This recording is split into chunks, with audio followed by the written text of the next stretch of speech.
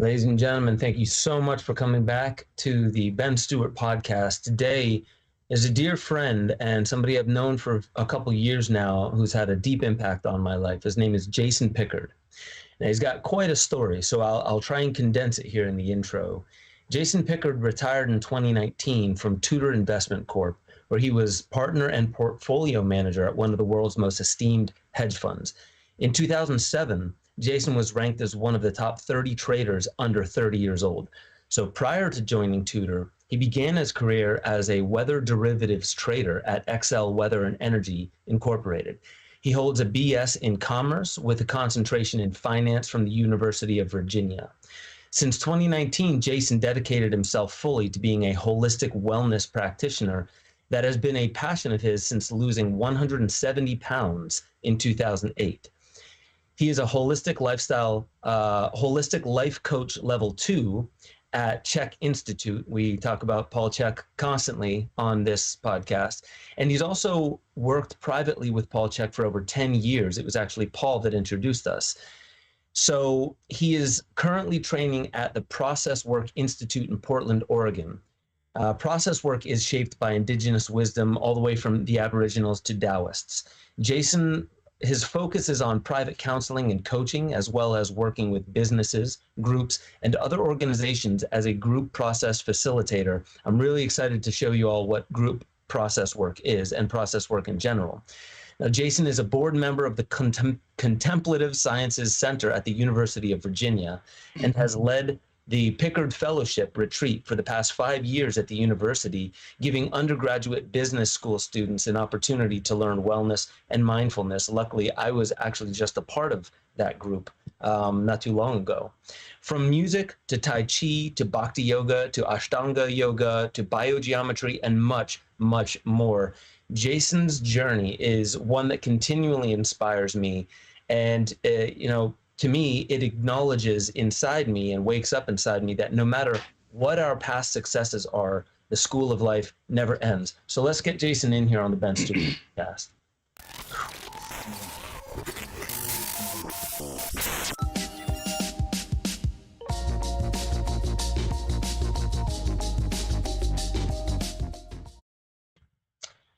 All right, Jason, my man, how are you doing today? Oh, I'm doing great. Thanks so much for being there. Thanks for that wonderful introduction too. Yeah, it's just so good to be here with you. Yeah, it really is. It's good to have you. We got Gordon over here pushing buttons, and Yes. the conversation today is going to be, as it usually is, very conversational, but I'm really excited that when we did our pre-interview, the way you kind of broke it down, it's a laundry list, but a very coherent laundry list of steps that have brought you to where you are in your life right now. Where I would like to start is even pre-trading, maybe even pre-going to college. I want to know what kind of young man you were, what aspirations you had growing up. Where did you think life was going to throw you? What was basically the limits or the glass ceiling of that, the aspirations that you had when you were a young man? Totally, yeah. So when I was a young man, I was interested in two things: drumming and magic. Ooh. Yeah, Right. and those weren't things that were around me. They weren't inspired by anybody in my family. They were just something that naturally called to me, which was just, so interesting to think back about this possibility of past life influence and the things we come in with and, the unique characteristics we hold. And I was very dedicated to drumming and magic. And that kind of went along until I got to about the ages of 11, 12, 13, where I started to have a new dream. And that was the dream of achievement and accomplishment.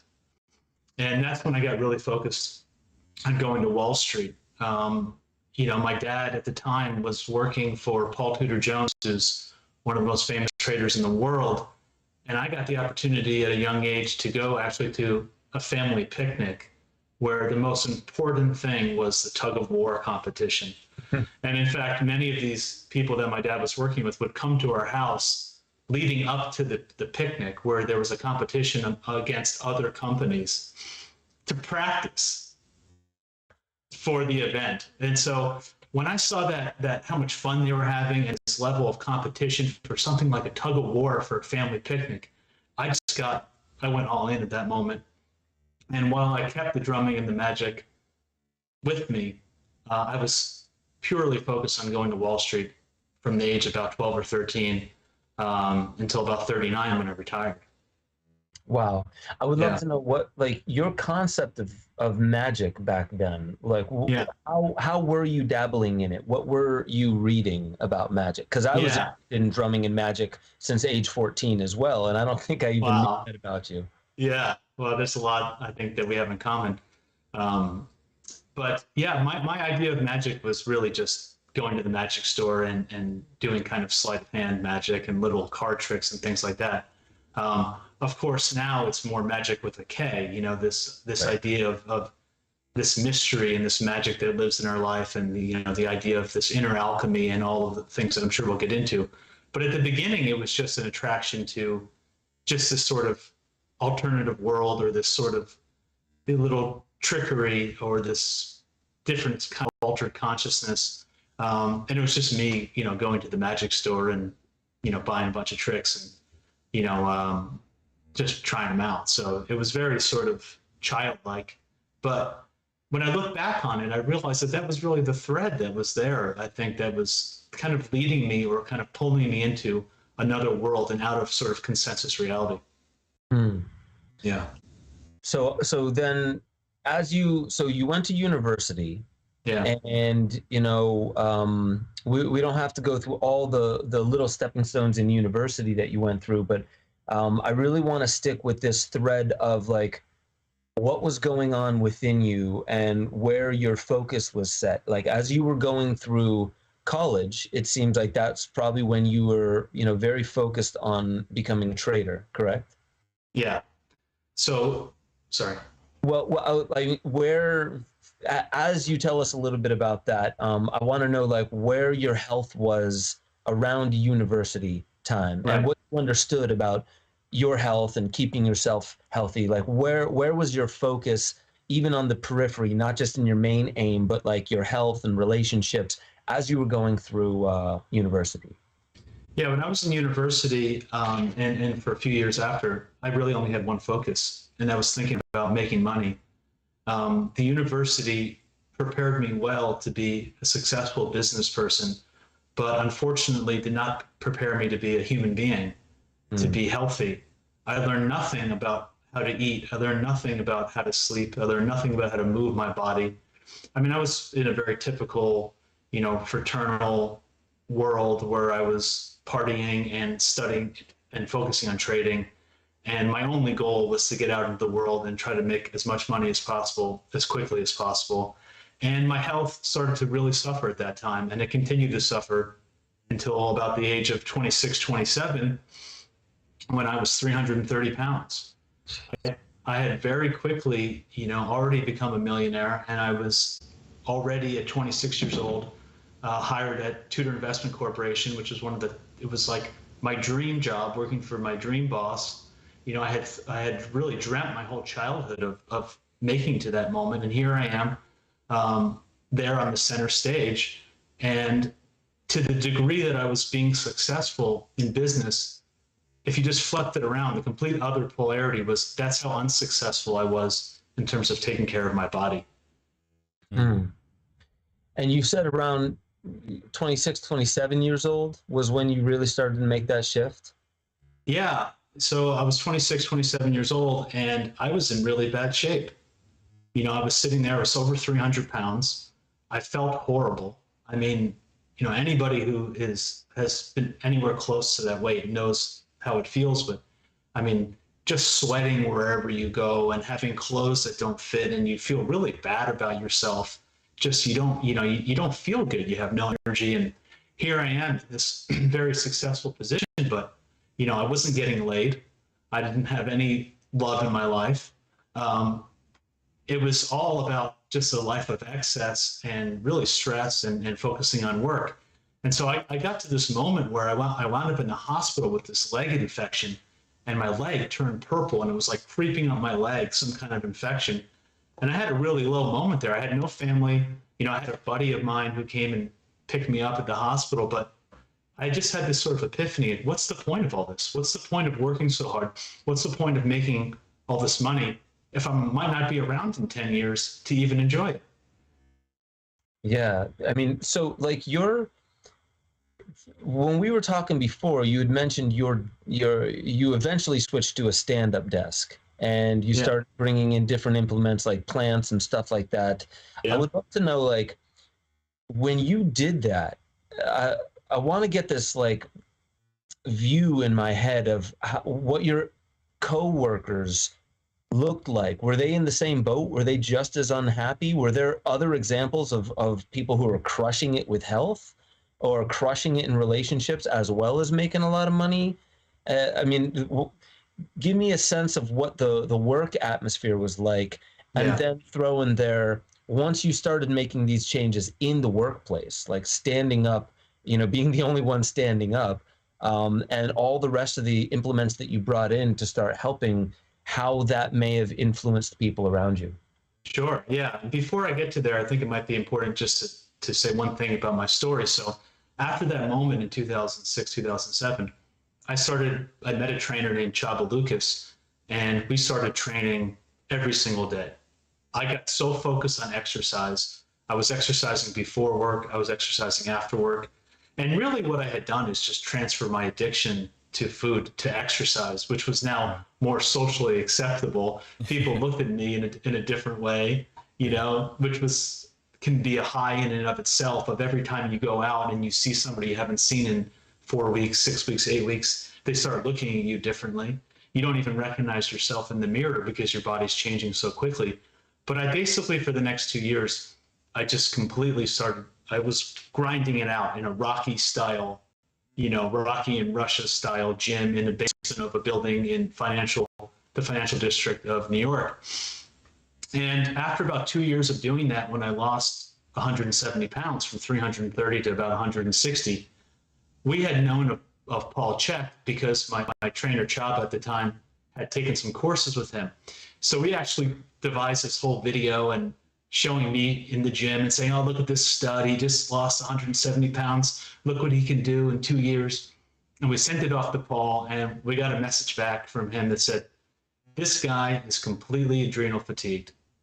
He went from soggy white bread to a burnt piece of toast. He needs to take 2 years off from exercise. Wow. And to me, somebody who was now really addicted to exercise, that was a complete ego destruction. It's like, take 2 years off.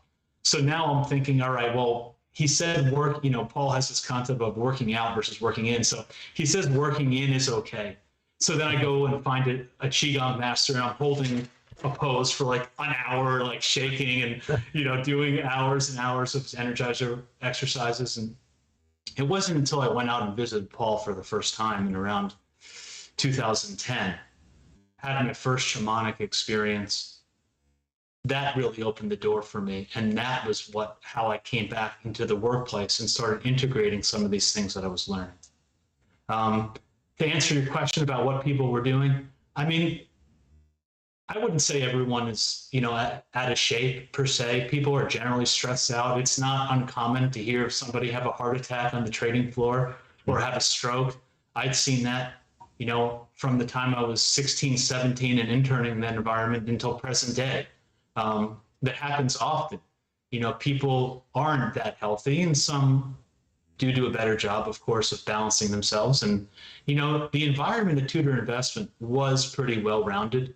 I mean, I really did look up to Paul Jones as somebody who was mindful, had a great balance of fun and family and exercise, but typically it's a highly stressful environment and people are working very long hours and under a lot of stress, and it's more or less a 24/7 job.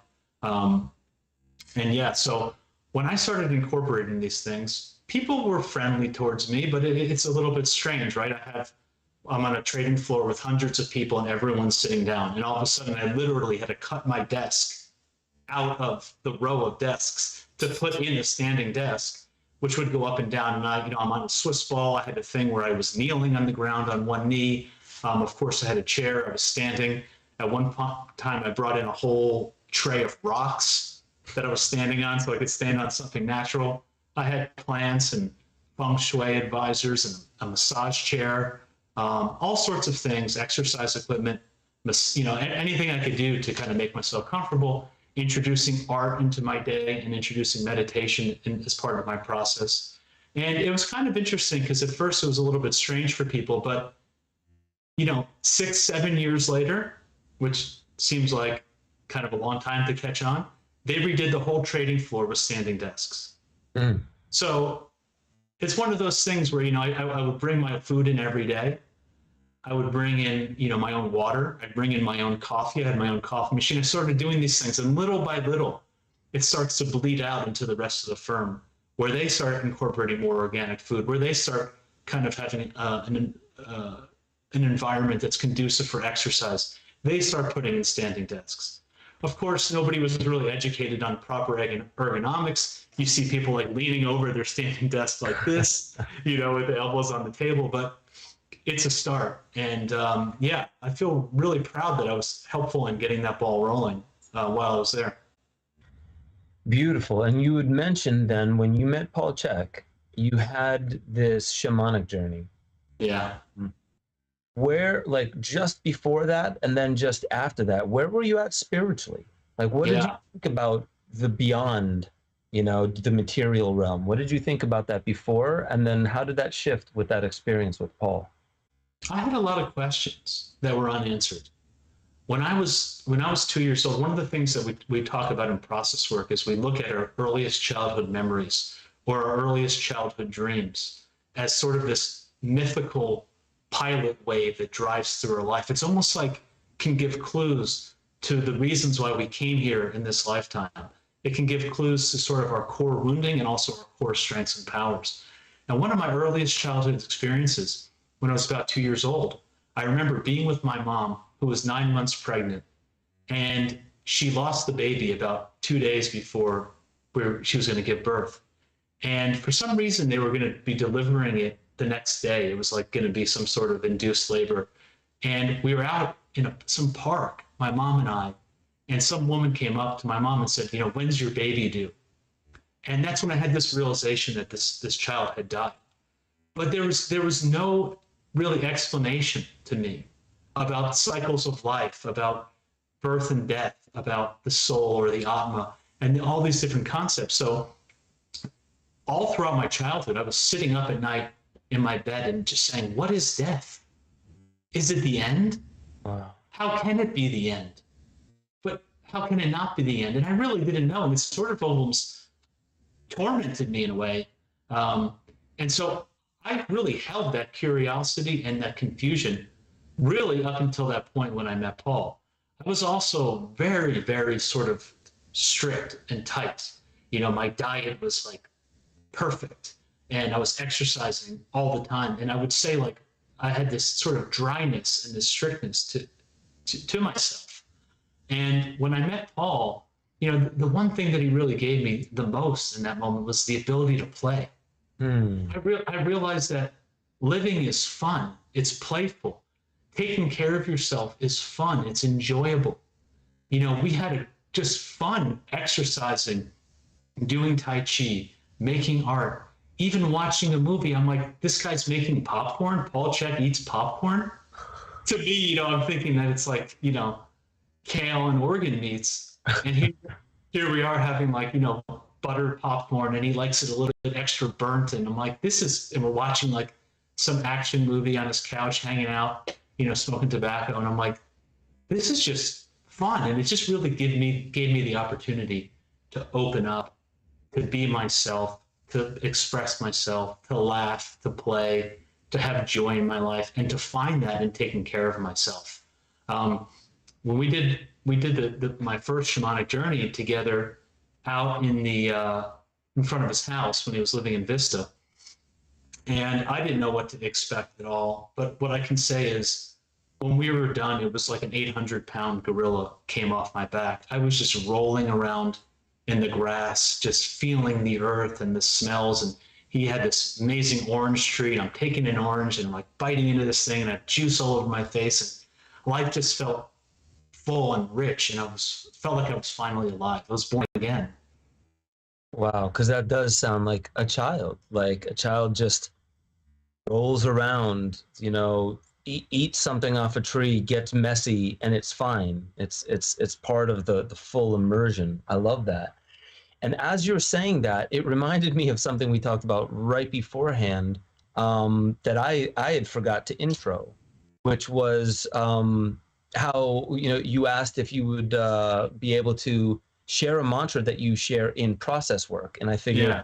maybe this is the perfect time because we just talked about this critical moment of like cracking open some of this rigidity with you, and on this show we haven't done this before, but I also think it's beautiful because, as we were saying before, there's this kind of rigidity of the template of podcasts.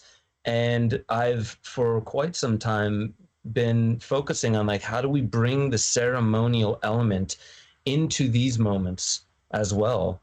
And I would be honored if you shared with us how you open up process work. Sure. Yeah. And just to be clear, this is not actually a process work thing. This is something that I learned from my teacher, Jeffrey Armstrong, Kavindra Rishi, who I study the Vedic worldview with, which has so much influenced my life.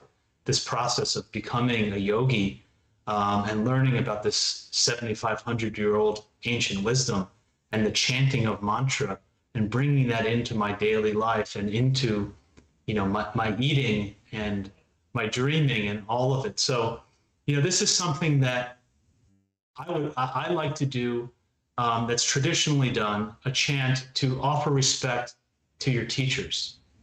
All of the great teachers that have passed down all of this lineage of knowledge back from thousands of years, from Paul to Jeffrey and all the other people that I've had in my life. So it's a real sort of reverence to one's teacher. And it's a great thing to do to start any practice, particularly yoga. So yeah, I'd love to share it right now. Beautiful.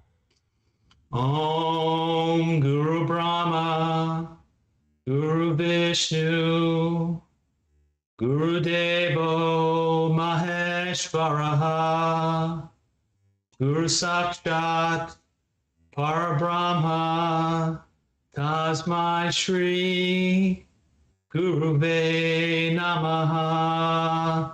Om Aganati Mirandasya Ganagana Salakaya Chakshor Mulatam Gena Tasmai Shri Guruve Namaha.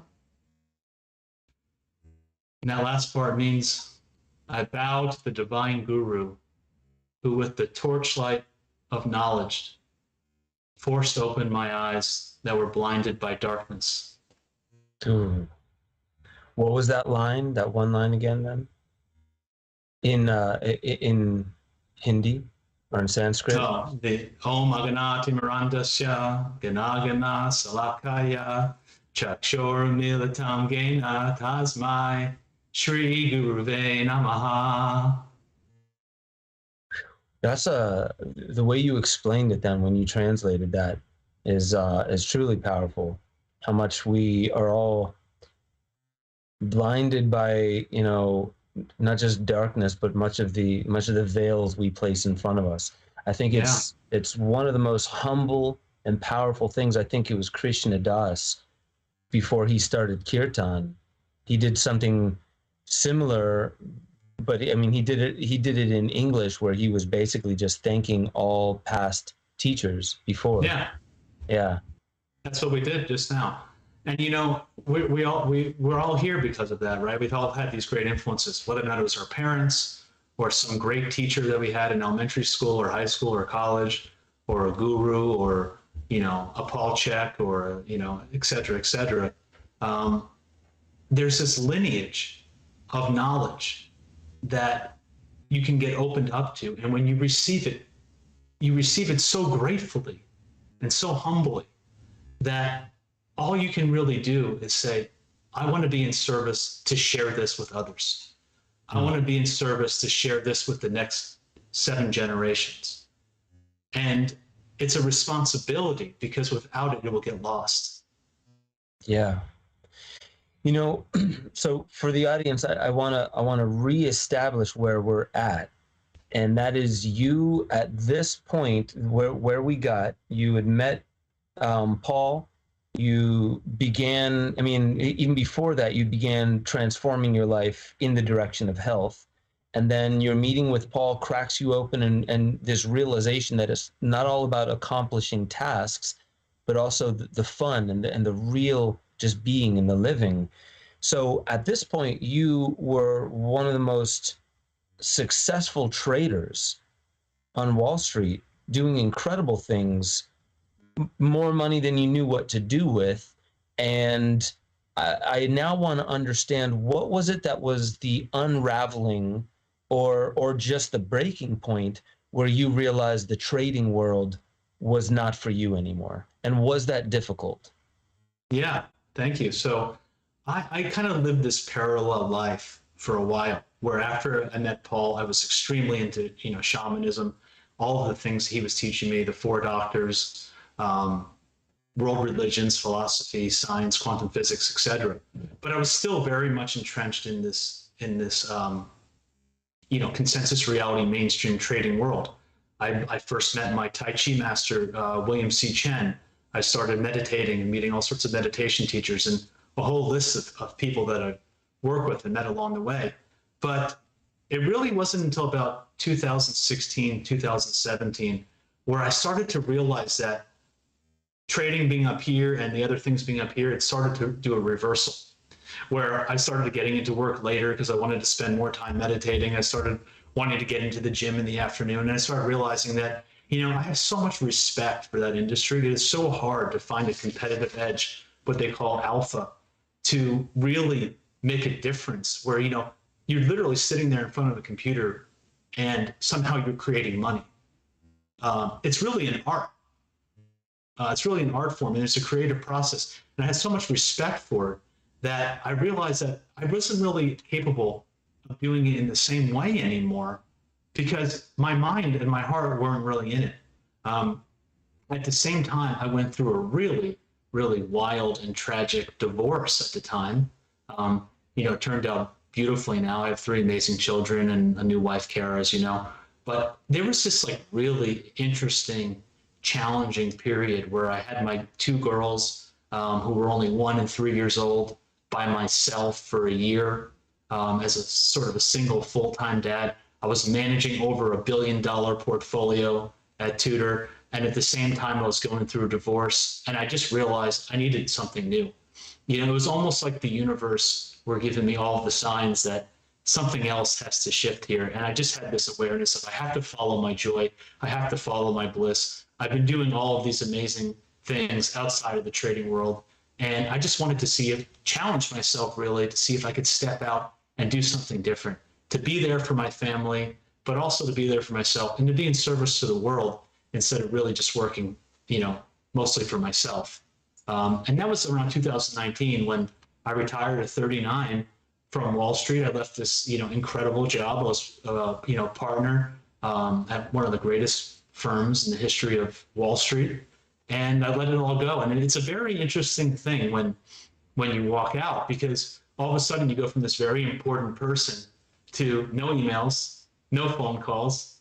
I was just driving my kids to school and picking them up in the afternoon, and I was, sort of a dark night of the soul moment where you start to think about, what really is my purpose? Why am I here? What do I want to do with my life? And how am I going to recreate myself? And that just started this process of, going into the process work and studying for this diploma and meeting a great teacher, White Eagle Medicine Woman at the Whirling Rainbow Foundation Mystery School, and various others that we can get into. But yeah, that was sort of the path of realizing that this just wasn't me anymore. One thing that I noticed was I had this flow behind me. I mean, I had the benefit of having one of the most incredible partners of all time. His name is Matt Shera. And Matt was a meteorologist, and I was a weather trader. And together we created this amazing team where we were following the weather and the weather's impact on the financial markets. And just like you would follow the weather and, follow the flow of a storm, for like 10 years, I had this amazing force that felt like it was at my back, where we were just being carried And around that same time I was mentioning, it was almost like it just reversed. And I just started feeling that things just started to feel harder to do and harder to create momentum. And we were just struggling and struggling. And it was just really becoming aware of how I felt and how I was interacting with my environment and the people around me, and really paying attention to what made me feel good. Where was my joy? What was my heart wanting to do? And then being brave enough really to step out and to do that. The bravery is the part that I want to get into, because so you ventured into this new path. Now let's say like you left and you weren't getting the calls, you weren't getting the emails, you were doing this, you know, much simpler life, and you mentioned the dark night of the soul. I want to know, like, was there any point where you second guessed, like, oh, that was a permanent thing I did? Like, even if I say, hey, I want to come back, things are different now. Like, were there any points in time before we move on to the stuff that, like, you know, the audience is just gonna flip out on love, the things that you got in afterwards?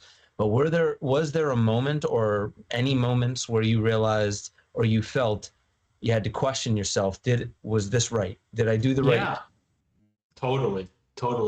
You know, in fact, I learned later that there's like a whole cycle of grieving. It's almost like you lost a loved one.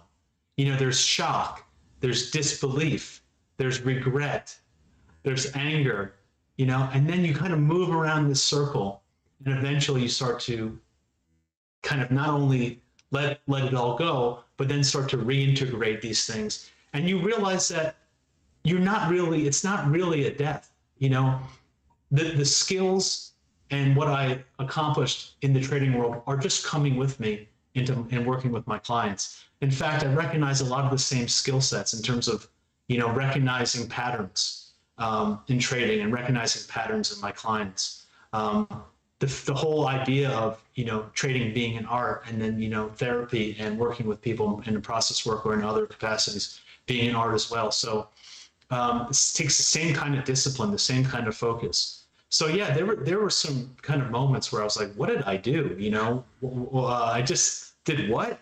But, you know, it was really actually an amazing experience I had in Solterra in Costa Rica that really moved me through that process, and it kind of really reinvigorated my momentum back into realizing that I was on the right path again. Yeah, I mean, I can only imagine, because I know aspirations and ambitions that I had from an early age, and then eventually when I realized this isn't me anymore, there was this period of, as you said, grieving and mourning, that like, wow, that thing that I considered to be me for so long, I'm letting it go. And it's, you know, it's not that I'm letting it go by choice. It's already gone. Like, holding on to it would be futile. And it definitely felt like numerologically, you know, you get to 9, like that's completion. But after 9, you don't go to 10, you go back to 1. It's like a new door seems to open up. And, you know, at least for me, every new venture I take, I'm back at the beginning. I'm a neophyte again. So like, it's just very interesting to hear you get to this point after such incredible success that so many people would die for. And then all of a sudden, here you are saying goodbye to it and looking at a brand new, you know, world opening up for you. Now paint the picture for the audience. What does that new world look like at this point where you leave trading, you have these new aspirations, and it's, you know, connected with health, spirituality, and this new path that you're on? So what did life look like? Not just driving your kids to school, but what did life start looking like? What did you start busying yourself with? Well, I've always had this. I've always been a great student. I've had this discipline, this drive to learn and to know the truth. I've had this insatiable quest for the truth. So I just dove into all of my studies and my teachers. I mean, I went in and basically all the places that I had interest, I went and got professionally certified in. So, you know, I've been working with Paul Chek for 10 years, like I said, private. You know, I'm his longest running private client, and we've just had an incredible journey together. But I went and I took HLC 1 and 2 and to become, you know, the professional level holistic life coach. At that time, I met an amazing woman named White Eagle Medicine Woman at the Whirling Rainbow Foundation, like I mentioned. And I just went into all of this Native American music. I got certified as a community drum keeper. I got certified in spiritual sensuality and in an indigenous psychological technique called balancing the shields. I followed my passions into biogeometry and started studying with Dr. Kareem and became an advanced student there. I met James Wanless from Voyager Tarot and finished his program. And kind of the list goes on. I don't want to, name all these things, but basically wherever I was interested in, I just dove in and studied and just sort of trusted that if I followed my intuition and followed what brought me joy, that all of these seemingly disconnected things would come together and would be useful. Mm-hmm. I had been doing, probably 80, 100 hours of therapy with my teacher, Gary Reese at the Process Work Institute. And I just said, well, why do all this therapy if you're not actually going to put it towards something? So I just said, well, why don't I just start training with you to become actually a process worker instead of just sitting on the receiving end and, coming to you and telling you about how bad my week was or something like that. So I just went out there and just started tackling all these different certifications and organizations. And I always had this thing, if something catches you, try to go to the best in that industry. I want to find the top teacher, the top guru, the top mentor, and work with them privately. That's certainly a privilege that I had from having made money in Wall Street, but I also took advantage of it. And I just went and I just tried to soak like a sponge up from all of these wonderful people that inspire me. And now I've incorporated all that and bringing it out into the world. I was trying to synthesize some of the different territories, because you mentioned a bunch of things that you hopped into. Yeah. But it wasn't, to me, it didn't look like you just threw paint at the wall and see what came out of it. It was definitely within a certain parameter. So you had mentioned drumming, and I love the fact that this comes back in. Yeah. Drumming was something you were interested in as, before you even got into trading. And, we see the drums on the wall behind you with the beautiful mandalas and paintings behind you. I know I've seen that big monster drum that you have, the one that stands on that big stand. Actually, there's a couple of them. So there's the musical side of things. You even sent me some, just standard drum kit when you were rocking out to, I forget what, it might have been Who or something like that. But so music came back in, and with that, it feels like also movement of the body with Paul Chek, but then Tai Chi as well. Yeah. And I can't remember if you mentioned it, but the Kahuna. Why? Well, what kind of work was that like? Yeah, I work with a gentleman named Harry Uhani Jim, a Hawaiian Kahuna, and it's actually funny. For Hawaiian, he lives up in Buffalo, New York, which is just such a trip because it's about the opposite climate. But interestingly, he lives about 10 minutes away from where I spent a lot of time as a child, because that's where my mom and my grandparents lived. But yeah, I mean, Harry is just another amazing teacher, and I'm learning the language and the worldview of this Hawaiian ancient culture. Mm-hmm. And the same way, I'm learning the worldview of the Vedas through Jeffrey. And I spend time at this One Dharma Buddhist Center down the road where I teach Tai Chi and I study with the monks there, because I'm just fascinated by all of the different world religions, and I'm searching for truths that are always true. Yeah. And you mentioned the Vedas and Hawaiians. What's interesting, in relation to music. Actually, I told you about this book. It was called Music: A Subversive History. Yeah. And what they get into in that book is that the Hawaiians have this lineage that, if you wanted to marry into another family, and they all consider themselves nobility, which I love, and they all remember their lineage going back, but they would do, if they were going to court somebody in a different family, they would, in a sense, recite their lineage in song form. And something like your voice cracking or forgetting a name or a pause or a hesitation was as good as losing the opportunity to, marry into that family. And then in that, they also mentioned, look at the sadhus, maybe, the ones who would recite the Bhagavad Gita by memory, and they would recite it. And if they would screw up again, a vocal hiccup, some kind of cracking in the voice, they would have to start over again. So it wasn't just about remembering the words like we today would say, like, oh, recite the Bible or something like that. It was about the way that it came out, Right. the way that it was expressed in song form. And the same thing with Aboriginals, like they would travel long distances through the Red Desert looking for a tiny little water hole that you could only see from 2 meters away. And they would traverse this identical looking landscape to these spots. And you would die if you don't find it, but they would do it through memory of song. And they would stop sometimes and recite the song and then start moving in a slightly different direction. So what I'm saying is, like, all the things that you seem to dive into do have some kind of connective tissue with them. So there's music, there's movement, but there's a deep reverence for those things that we as a culture have forgotten. Yeah. And where I'd like to take this is, out of all of it, I'd love to hear which maybe grabbed you the most, if there is a number one, even if it's just presently this is number one. But process work has been the one that you took me through a little, when I was standing right there, actually where you are. You took me through this little exercise of process work, and I would love to dive into that. But before we dive into the process work thing, I want to know, like, what out of all these different things do you feel may have like captured you the most, or is it like a recipe? You can't give credit to any one. Yeah.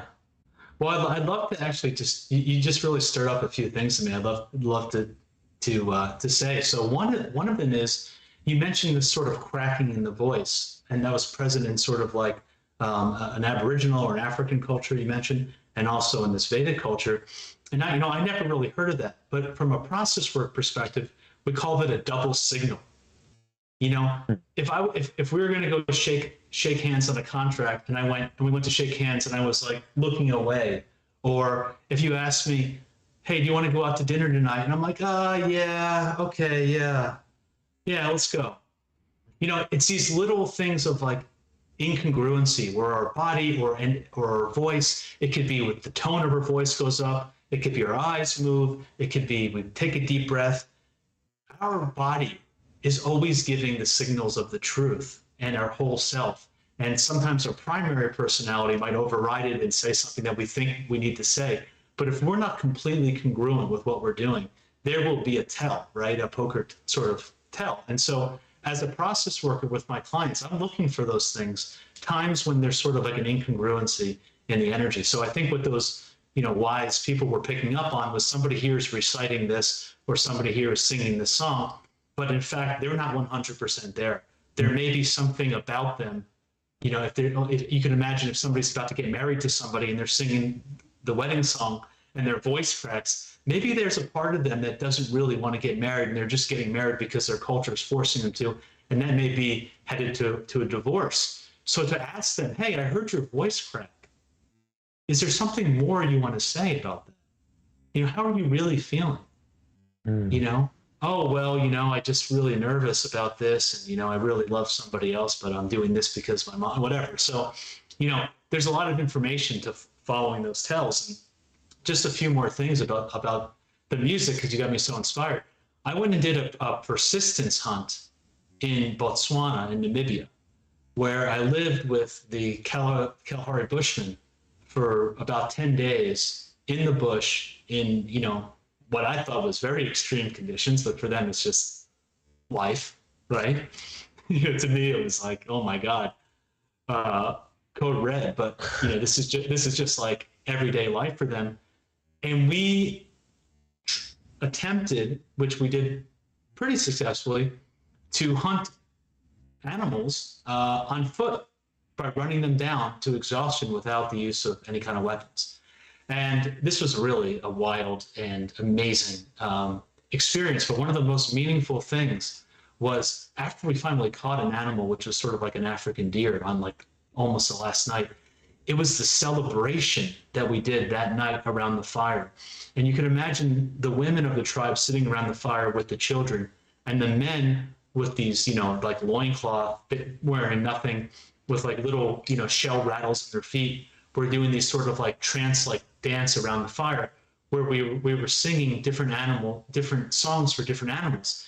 And what was so interesting was each woman of the tribe had a particular part of the song that was passed down from her mother and was teaching it to her children. And everyone's part of the song fit in together to make this whole beautiful song. And without every person in the tribe, the song wouldn't be there. And none of this was written down. It was all transcribed, mother to daughter or son. And one more thing on that point, before somebody in an African tribe like that, an indigenous tribe, would even consider conceiving a child, they would first go out into the bush and wait to receive a song that was the birth song of the child that they were going to conceive. And then when they would conceive that child, they would be singing that song throughout the entire pregnancy, and they'd be singing that song when their child was born. And in fact, I had this experience where not with the conceiving part, but I kind of channeled the song for my son that I was singing when he was in my wife's belly, and I sang to him when he was born as well, and still sing to this day. But this idea of this song, this song for this child, this sort of channeled song, would then be sung to the child their whole life. And anytime, like if say they're at school and they get a little bit out of a line or they don't do something, the teacher would sing them the song. And that would sort of like integrate them right back into themselves. And if somebody in the tribe did something that was like illegal or criminal or had some kind of problem, the whole tribe would circle around them and sing them their birth song until they could just get right back into that alignment to know who they really are and why they're here. That's cool. I just want to comment on how foreign that seems to our culture, but how beautiful it is. And, when you mentioned that each one of them had a song that was passed down and it would integrate into the song, and if one was missing, there would be an empty gap in the song. That's like, by today's standards, beautifully spiritual open source music, where it's like everyone's part matters. It's culturally significant. Yeah. It's mind blowing in that respect. I didn't want to cut off your train of your thought. No. I just wanted to say that's beautiful. No, thank you so much. And you're right. In the Vedas, they have this idea of the social body, right? It's like the head is the professor. The arms are the protector. So if you're a wisdom, if you're a teacher, academic, maybe you're the head. If you're the warrior, the protector, like the policeman, fireman, FBI, you're the arms. If you're the producer, like a farmer or a business person, you're the stomach. And if you're a provider of services, massage therapist, someone who works at a hair salon, etc., you're the legs. What part of your body do you want to cut off? Right? And so like we have this whole idea of that, some profession or some class of person is better than somebody else. But it's one body. We're all a cell in this larger body, and we're all part of this social body. And this was a 7,500-year-old concept, or even older. Right. And it wasn't really until the colonization of India that they came in with this, what I believe was a Portuguese concept of the caste system, really brought in by the British, who have a caste system with the royalty and the lords and all of this, monarchy and things like that, right? So the ancient wisdom is that depending on the astrology of when we're born, we have certain predispositions to be good at one of those four categories. Combine that with what we love to do is how our education is geared, and a job in society, our role in society is provided for us so we can have dignity, have meaningful work, and we could all do our part to be a part of the larger social body. And that has been completely lost, as you know. It has. And, what's interesting about all the work that you've gotten into post the trading world, and I love how you tied in there that like it's not like you just left that world and nothing was learned and you just skipped into a different world, that you brought it with. But with what you were just talking about and what you kind of dove into, feels like a memory that this is a part of me that I like haven't cut off. It's you know, let's say impossible or nearly impossible to cut off, but you can forget about it and it can atrophy. And all these different disciplines is, you know, part and parcel to a memory of where we've come from and some of the core practical elements of, you said, the social body, and acknowledging that, you know, self is not just the individual and it ends at our skin, because when we fall into that delusion, it really helps us justify awful things to other people and the environment, thinking that it is not self.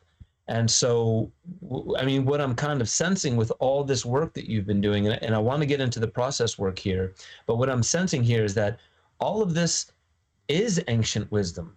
Not only is it branded as ancient wisdom, but it's like remembering that which, you know, and you saying to the teachers, you know, the shoulders of the giants that we stand on in civilization, a lot of the times it's easy to look back and say like, oh, look at how primitive our ancestors were, you know, just, you know, as if that's lesser than, you know, as if you can be born as an adult and, you know, look down upon children or look down upon your childhood self. It seems like a reverence and a respect for all that has come before. And it does feel like societally we've forgotten, and then we've masked that forgetting with a bit of arrogance, which underneath is probably this angst, feeling like, you know, we've lost something in this life. And so when people come to you with process work, I want you to explain again, like, what is process work? How did you get into it? But when people come to you with process work and you can acknowledge there's something in there that is yearning for healing, yearning for reconnection, what is the first step? How do you lead into it? How do you connect that memory of who they are? How do you help reconnect them to themselves? Yeah, thank you. That was just really, really great to hear you talking about it. I'm just getting so inspired. I want to talk about process work. And the thing about what you said is we live, I think, in a world that majority of people believe in only one lifetime. And I think that's really one of the key problems giving us this angst or anxiety that you talked about, because we only have one lifetime. You know, if we screw up, we go to hell. If we do great, we go to this eternal heaven, right?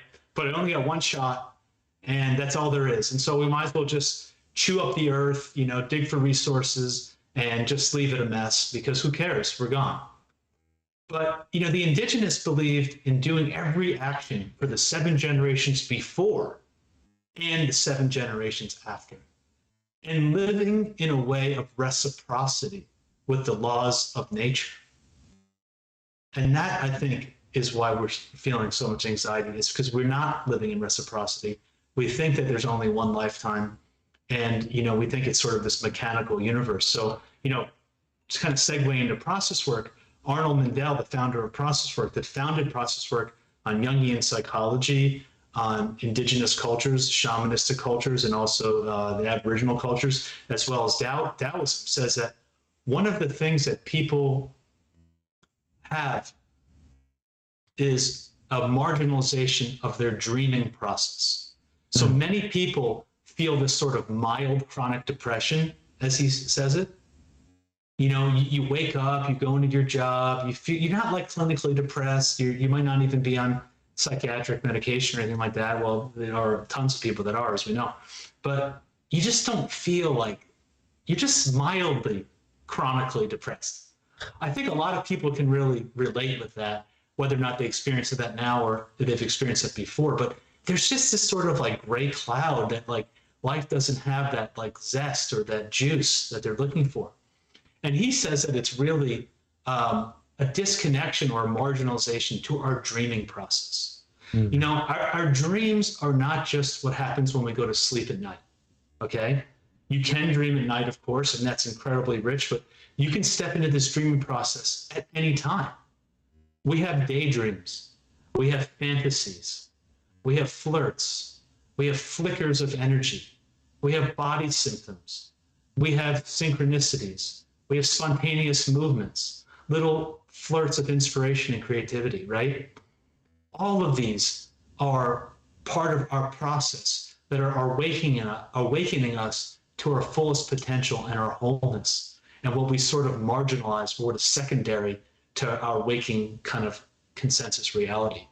So, process work is basically an awareness tool where I am just sort of paying attention and following the process of my client and helping them awaken to their own dreaming process and connect to these parts of themselves that are being called in, right? Dreaming is a birthright of everybody, not just the artistic people, right? So one of the things that I think would be great if we could do a quick exercise now, where maybe the audience can get a little experience of this. It'll take a few minutes, and so if you're driving right now, it's probably not the best idea to do this since you have to close your eyes. But if you're at home in a safe environment, just a little bit of a preamble on this. One of the easiest ways to connect to this dreaming process is to follow a flirt. So we think of flirts as like, flirting with, an intimate partner or something like that, which it is. But in this context, they're very quick, nonverbal sensations, literal like visual flickers or moods or hunches, something that catches your eye. For example, you're walking down the street, and interestingly today, I'm driving home from taking my kids to school, and this red fox runs across the road with some kind of prey in its mouth. And I don't normally see a fox, right? So at first I'm like trying to get my camera out, and then I'm like, wait a minute, like, this is so not what I need to be doing right now. And I just start kind of like dreaming into the fox, and all of a sudden I'm just, pull my car over, and I'm being a little bit playful, and I'm curious, and I'm, imagining myself grabbing prey, and I'm just thinking about the brightness of the fur, and I'm like, how can I now integrate the energy of the fox into this podcast today or into my life, right? That's a flirt, something that was unusually ran across the road that caught my attention. And, it's easy to say that this world is not purposeful, but in my experience, it is a purposeful universe. If you just look at the beauty around you, if you don't think that there's some sort of amazing intelligence that created the oceans and the mountains and the deserts and the people and this technology, I think you're living in a confused world. And so everything that's happening around us is here to awaken us to this dreaming process and to this creative process and for our fullest potential. So that's just a little bit of a background on flirts. So for this exercise, just take a moment, and then maybe you and I and Gordon, we can do this together and just see where it goes. A little bit of an experiment, but just take a moment, and everyone at home can do this too, to think of a question that's on your mind. A simple or a big question, doesn't matter. Something about life, something that you're thinking about. It could be something that's disturbing you, possibly. It could be something you're curious about. Just go with the first thing that comes to your mind. And if you have a piece of paper close by and you want to jot down a note or two about your question, that would be totally fine. And so when you're ready, I invite you to close your eyes for a second and relax your mind. Notice your breathing. And let this get you into a dreamy state. Almost like you're falling asleep, but not quite. You're entering into this child's mind, the realm of a beginner mind. Some call it a Zen mind. And in this sort of trance-like state, when you're ready, let your eyes open a little bit. And while remaining in that foggy state, scan around your room and notice the first thing that catches your attention. The first thing that flirts with you as you look around the room.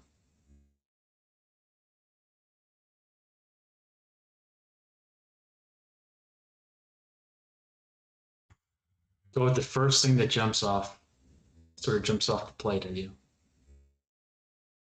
And when you found what you picked, look at the object. Notice the shape. Notice the colors. What's the purpose of this object? What function does it play? What is the feeling quality of what you picked? What is the essence of that?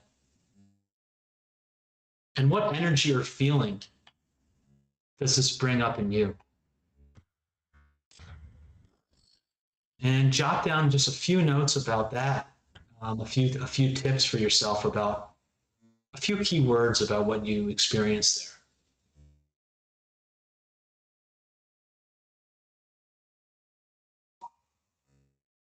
And now to really go over our edge. You know, our edges are places where the things we're not really willing to do, you know. We all seem to, most of us have an edge to be naked in public or to public speak or to sing or, you know, various things like that. But we have these small edges as well. And so it's really great practice to just kind of go over these edges when you find yourself, you know, what are you not willing to say? This is actually a fun thing to do with an intimate partner. Like, what can't you say in the bedroom? You know, what are you not willing to do in the bedroom?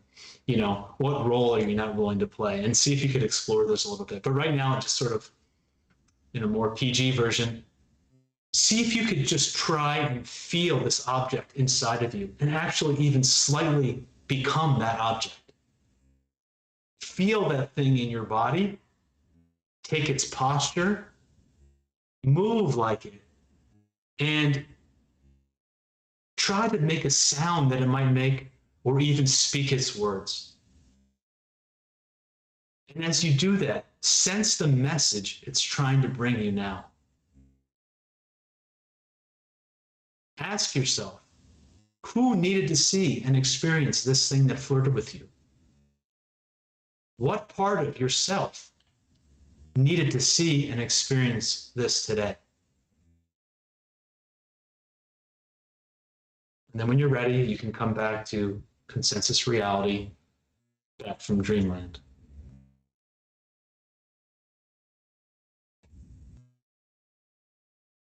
All right, I'm back. Welcome back. Yeah. I picked. What was your question? I'm curious. Oh, yeah. Why soil, I wrote down, which is like, why does soil keep coming up for me? You know, a lot with agriculture, a lot with soil, and I just decided not to hyper specify, just like, why is soil continually coming to me? So that was the question. And what did you wind up picking? There's a stack of DVDs that I bought when I first started making films. These are all conspiracy documentaries that you can't find online anymore. And I bought it, I can't even remember like the site that I bought it from, but each one costed $1 at the time. And it's a lot of stuff that I only recently pulled out because I want to start backing this stuff up, turning them, I don't have a DVD player anymore, so I need to put this into files and put all this information that will go away at some point and not be available to 99.9% of people out there.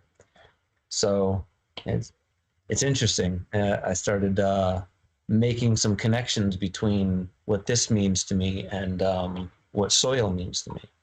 Yeah. Is there anything you want to share about that? Yeah. So, I mean, for one, DVDs are information, and this is valuable information that is starting to be less and less accessible to people. Just like our soil. It's exactly. It's a technology. It's a rich source of nourishment.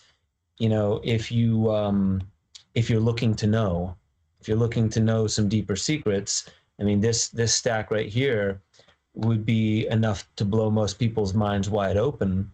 And the other thing that I noticed about it was I took the CDs as the soil, right? That's where all the information is, or the DVDs. But then there's this spindle, this thing that it all rests upon, this immovable thing. And when you were saying move like it, all I could feel was like straight spine or slightly like kind of Kundalini yoga spiraling spine, but then you could spin these things, right? So all that information is spinning around an immovable hub. And it caused me to feel that deeper than just the conversation of the soil and the importance of the soil, which is of utmost importance. I think what I felt was that there's an underlying thing that's holding it that doesn't get all the flashiness, it doesn't get the attention, but there's something underneath, not literally underneath the soil, but there's something more primary than the soil that's holding it. And it just caused me to ask, like, okay, why soil? That's a good question, but what's deeper than that? What holds the soil? What holds the space for all the questions that I might have of importance, of my path, of all those things? So all that kind of started popping off. Yeah, it's really incredible. I mean, it's reminding me of sort of like this, this David Bohm's like implicit and explicit concept of like, we often don't think about this, but inside the acorn is the information for the whole oak tree. All right. Right? I mean, is that not enough just to like be in awe of life right there? That inside this acorn exists this information to create a 100 foot tree. Nowhere inside the acorn will you find that oak tree, yet inside there is all the information to create the tree, right? I mean, the same thing is with the soil. We think that the soil is, it's just soil, let's just, monocrop it and this and that, but we've literally decimated the soil. Yeah. And in fact, it's starting to affect our children's health because of the malnourishment from the loss of all the minerals that are in the soil, right? The soil is loaded with information. In fact, it might be one of the most important things, if not the most important thing on the planet, is the loss of the topsoil. I mean, I was hearing studies of in the Midwest that in places like Indiana, Illinois, that have just sort of monocropped the shit out of the place, that there may not be any left in X number of years, right? So, I mean, we're in a real situation with topsoil, of course, and to look at it, soil is just soil, right? I'll just throw some chemicals on it, but inside of that soil is all of the nutrients and all of the life force that we need to be healthy and to be sustainable and to live. And the other thing that caught my eye about that is it's quite interesting because everything is moving around an immovable center, right? Yeah. So no matter what's spinning around, that center never moves. And that's just, that's maybe something to really meditate on, is how to become that center, how to become that eye of that hurricane, amidst all the ideas and the things that are spinning around you, or, all of these different issues that are happening with the soil or the things of the world right now. But how to be in the center of the eye and to be in integrity with yourself in that kind of sort of empty but full space. It's definitely coming up for me. I won't take up any more time on this, but you remember when we did the pre-interview, what caught my eye was the pinwheel. When the wind goes through it, it starts spinning, and you pointed out that there's this immovable center to it. And it allows all this motion and for the colors to blend in with one another. But I find that's interesting that both of these have that very same element to it. Well, it's your process, right? So wherever you look, you'll see that process until you integrate it. It'll be constantly flirting with you. In your dreams at night, it'll show up in a body symptom. It'll show up in a cold. It'll show up in literally a random flirt like this.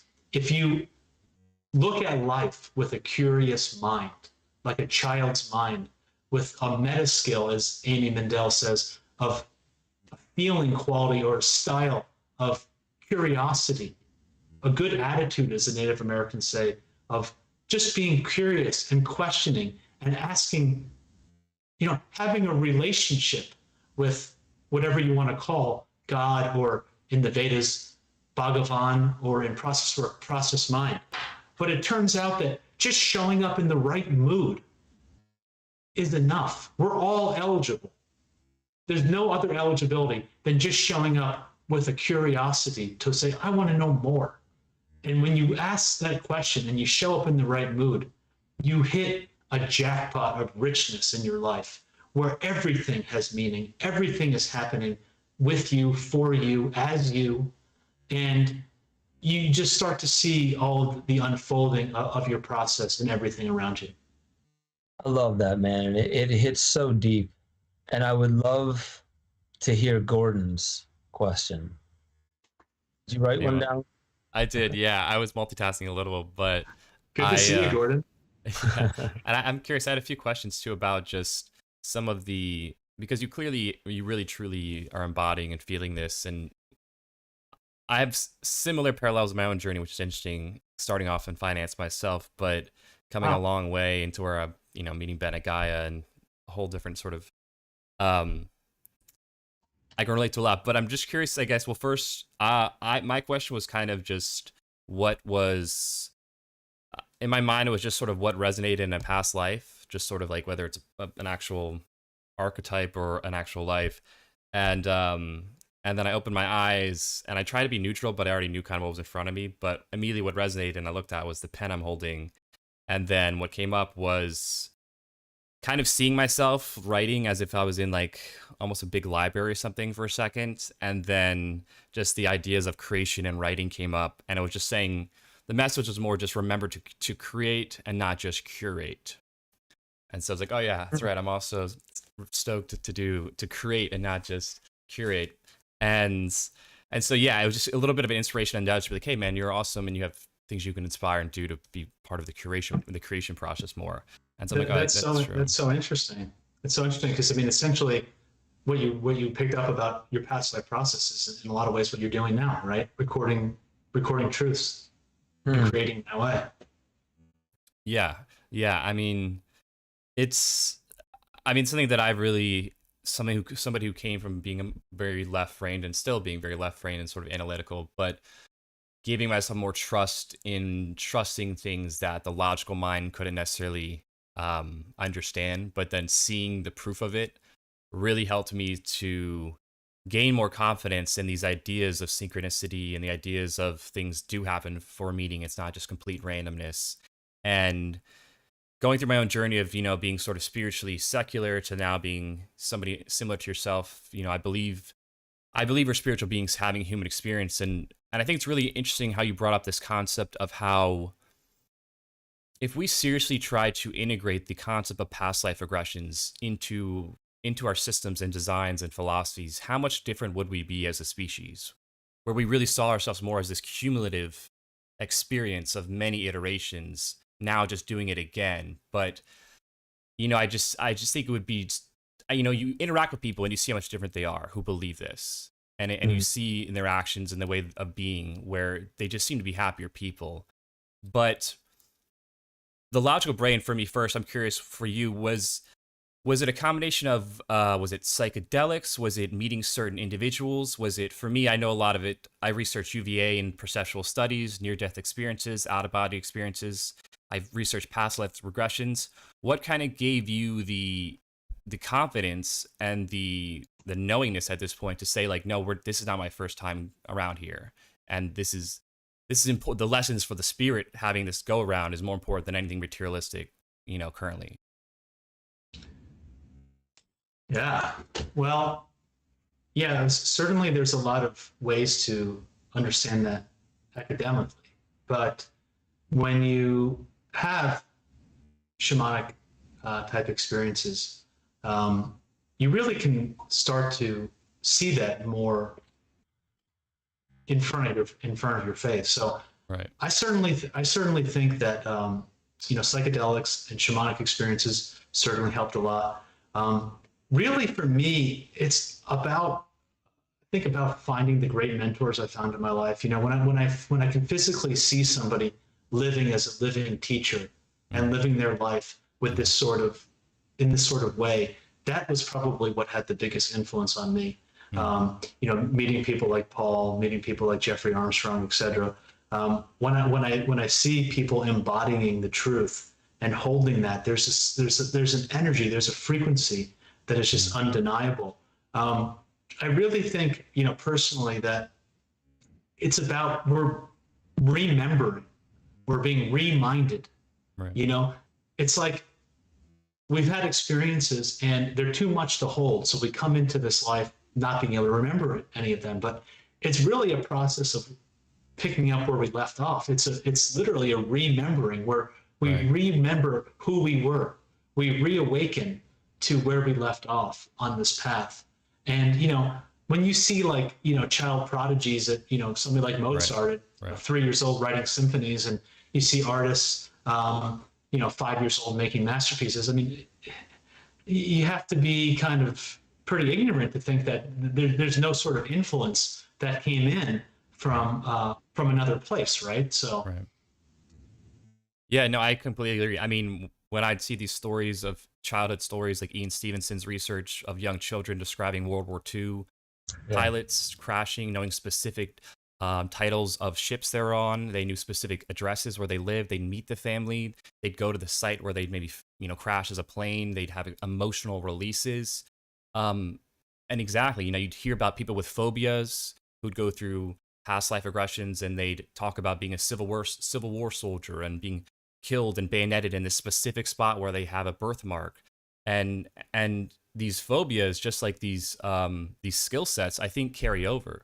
So it's to me, it is, I'm right there with you where it's interesting. And how do we, I mean, that's sort of your whole process of how do we ground this into a day-to-day process that allows us to, catch up with sort of the cumulative, but also then grow with this new iteration. So I dig it. But just say two things on that really quick. If from the Vedic personality or the Vedic worldview, it's knowing that I am an Atma. I am an individual, indivisible, immortal being. I am not this physical body. I'm not this shirt. I'm not these drums. I am something that is individual and immortal and indivisible. From a process work perspective, it's really spending some time altering your state, even just like a few minutes of moving out in nature or thinking about your dreams. Or, when we were kids and we're looking out the window, our teacher would say, don't look out the window, pay attention. But if you just follow, what am I looking out the window? Oh, I'm seeing a tree right now. And then you just start like altering your space and moving like a tree, even for a moment.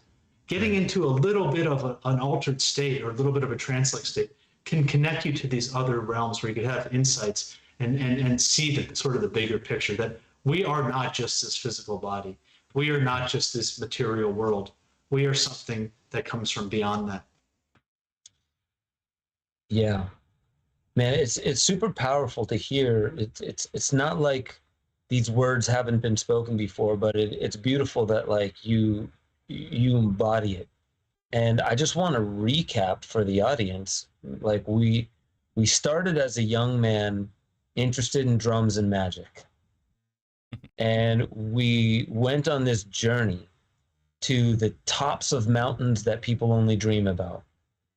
And then descending that mountain in a completely different territory than where you went up. And then all of a sudden you are in this new world, where it's the same world, but what you're collecting and you're gathering are things that to me remind me of you as a young man in drumming and magic. And I think that's what's beautiful, because we didn't plan this. We did a pre-interview, but I had no clue that it was drums and magic when you were a young man. And it was just a spontaneous first question to ask. And I think that's also beautiful as a part of the process. And I think that's hugely important. Yeah. I mean, I find that really beautiful that this came up in this way, because for me, it helps full circle everything that we've been sharing with the audience.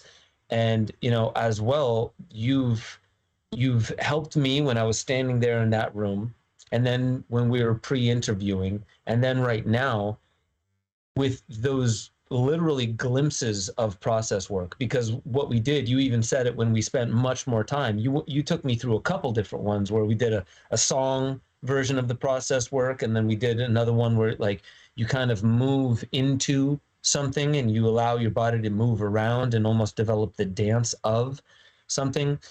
And process work takes a lot longer than what we just did, but how profound that was I have to say that it is beautiful that I do feel that like you found the drumming and magic. Like you never left those things in that respect. And I'm pretty sure the audience is then now curious, like, how do I get into process work? You know, you provide process work not just for individuals and groups. So maybe just to kind of like close this up is like process work for groups, is it much different? And like how can people engage with what it is that you're sharing right now?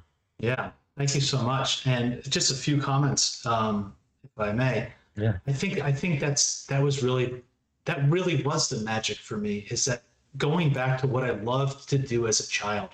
Before I had these ideas of, in process work, like I said, we look at these childhood experiences. And when I was 7 years old, I came home with my first report card to give to my mom. It was in first grade, coming home with my report card. My kids are homeschooled now. We don't even have homework, let alone grades or report cards. But at the time, I'm coming in with my report card, and I give it to my mom, and I'm expecting that she's going to say, "You're doing a great job. You're going to get a reward." And she looks at it and she says, "This wasn't good enough. You don't get the gift." And I literally flipped out, and I flew myself into the air, and I cracked my head open, literally on a big flower pot, right?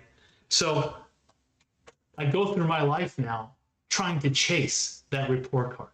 I go into trading where every day is a report card on how you're doing. It's all about achievement and accomplishment. I become the best student of all these people trying to get this achievement and this accomplishment, right? And I spend my whole life chasing that, only to realize that that is an unsatiable path, right? And really what I was here to do was not have the report card, but was to crack pots, was to open my mind. And so in that core wound really was my core power of opening people's minds, opening up my own mind, and thinking outside the box. And so I spent this whole life, working on this achievement and this accomplishment, only to later realize that what the natives say as how they define success, instead of how much money do you have or how many certifications you have, etc., how many people have you fed? Wow. How much have you nurtured your family, your loved ones? They call it calling and feeding in gratitude and reciprocity. That's success. Joseph Campbell talks about most people spend their whole life going up the ladder only to realize the ladder is on the wrong wall. My boss, Paul Tudor Jones, who I've mentioned a few times, said the same people you see going up the ladder, you see going down the other side, right? So it was really, for me, going back to what I loved to do as a child, not what I thought I had to do, remembering to dance, remembering to sing, remembering to play, remembering to have ceremony, remembering to have silence, doing art, being with my family, and doing what I love to do, playing the drums, bringing this kind of magic. It's not magic like it was when I was a kid, but magic. I found magic in process work. I found magic in shamanism. I found magic with Paul Chek. And I think that's really the biggest message is following what you love to do. Let your heart be your guide. I mean, I know it's kind of cliche, but when you can kind of start to feel the experience of not moving or not acting until you're literally inspired to do so and it's coming out of you, that's essentially process work, right? So in order to get into process work, there's tons of offerings at the Process Work Institute in Portland, Oregon, where I study. There's many amazing people there. I'd be happy to work with anybody. You can email me, and I'm sure, Ben, you'll put my email somewhere. Like I said, I've really been sort of in a hermiting stage where I have trying to ignore the world to really focus on me, which I think is pretty healthy in terms of not having any social media or anything like that. But I'll be coming out soon with a website and possibly some other sort of presences where people can contact me more easily. But for now, feel free to email me, and I'd be happy to work with you or steer you in the right direction. I'd love to hear what you thought of today. Yeah, I would too. I'm really excited about that. And yes, we will have your email in the show notes. And I mean, anybody, for some reason, hit me up if you want to connect with Jason. I want to I wrote it down because you've said this before, but it really hit me deeply. Your core wound is your core purpose. It's Yeah. so interesting. Core power. Core Or power. your core power, yeah. Yeah. And it's interesting about that because like how much we avoid our core wound. It's the direct avoidance of our core power. And I really just I wanted to repeat that for the audience to hear. Your core wound is your core power. There's just something so resonant about that. And obviously, like, yes, there's challenge to it. Yes, it's not the easiest thing to look at, but the reward of it. And people in any kind of whatever you're doing to help yourself, if it's a self-help program, if it's breath work, plant medicine, you name it. If it's just an achievement, like it takes hard work, there's pain involved, there's sacrifice involved. But I love that you laid it out like that. I mean, I feel like that's something I want to keep written on the wall. When it gets difficult, just keep listening, listening to it. So, wow, there's a lot that I have to digest here, and I really appreciate you not just starting off with that thanking of the teachers, but also sharing a bit of process work for the audience, because I'm sure that just talking about it would have been beautiful enough, but actually even getting a hint of the practice, this audience is hip enough to know that the answers are all around us and within us. It's the orientation to understand how to see what is already there, and what we're seeking is evident. It's present right now. So I guess with that being said, so I don't just keep rambling on what I love about it, is please, if there's anything that you feel like that you're sensing now that you would just like to share with the audience as we wrap up, just let us know. It's such a deep question. We've said so much today. I really think the most important message that I can leave is this understanding that it's not just a one lifetime worldview, that we are part of this larger social body. To act in a way thinking about the next 7 generations, to take care of the soil, to take care of the water, the air, all the things that we share, to engage in conflict and to engage in relationship in a way that's not polarized, but in a way where you're just polishing the silver. You're trying to get to the truth. Approach life with a curious, playful mind.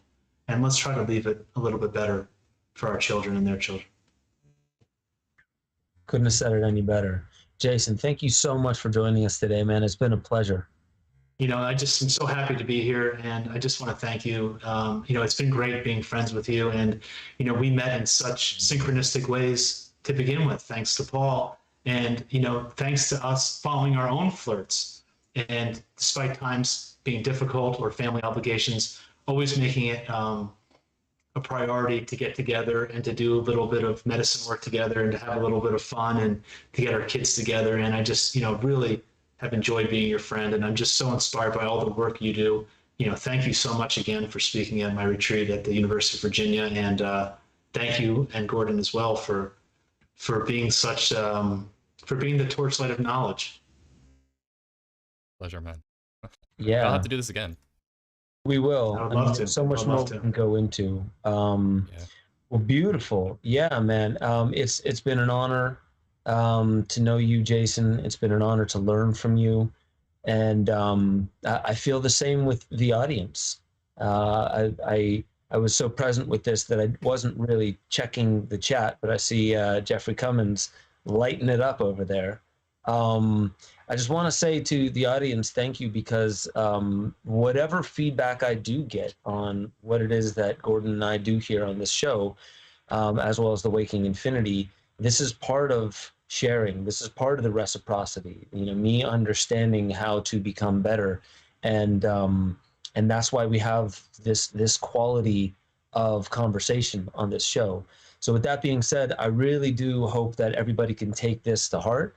Look for Jason's email. It's going to be in the show notes. You can also connect with me, but I would recommend that if you're interested in process work, just dive in. Follow that flirt. Just dive in. And I thank you all. Every single Thursday usually at 5 p.m. Eastern, we're here. Jason has a very packed schedule, so we made an accommodation a little earlier in the day. But keep coming back. We're going to keep doing this for you, all of you at home. And this is where community starts, and this is where the future starts. So with that being said, I love you all. I'll catch you all next time on the Ben Stewart Podcast.